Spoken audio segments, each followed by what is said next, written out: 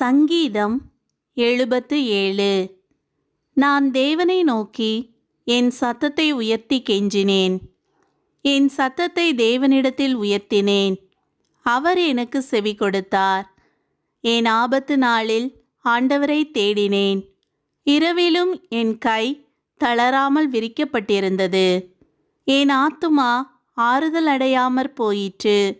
நான் தேவனை நினைத்தபோது அலறினேன். நான் தியானிக்கும் போது என் ஆவி தொய்ந்து போயிற்று. நான் தூங்காதபடி என் கண்ணிமைகளை பிடித்திருக்கிறீர். நான் பேச மாட்டாதபடி சஞ்சலப்படுகிறேன். பூர்வ நாட்களையும் ஆதிகாலத்து வருஷங்களையும் சிந்திக்கிறேன். ராக்காலத்தில் என் சங்கீதத்தை நான் நினைத்து என் இருதயத்தோடே சம்பாஷித்து கொள்ளுகிறேன். என் ஆவி ஆராய்ச்சி செய்தது. ஆண்டவர் நித்திய காலமாய் தள்ளிவிடுவாரோ? இனி ஒருபோதும் தயை செய்யாதிருப்பாரோ?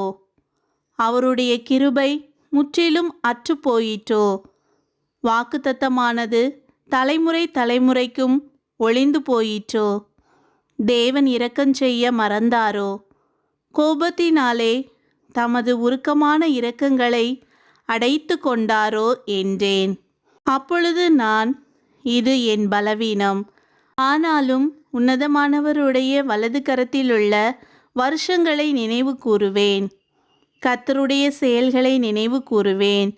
உம்முடைய பூர்வ காலத்து அதிசயங்களையே நினைவு கூறுவேன். உம்முடைய கிரியைகளை எல்லாம் தியானித்து உம்முடைய செயல்களை யோசிப்பேன் என்றேன். தேவனே, உமது வழி பரிசுத்த ஸ்தலத்தில் உள்ளது.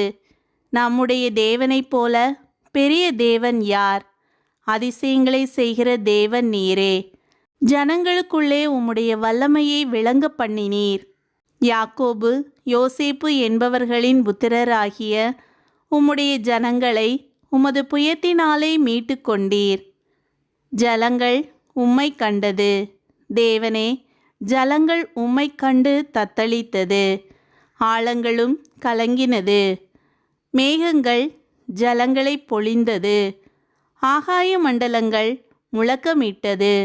உம்முடைய அம்புகளும் தெரிப்புண்டு பறந்தது.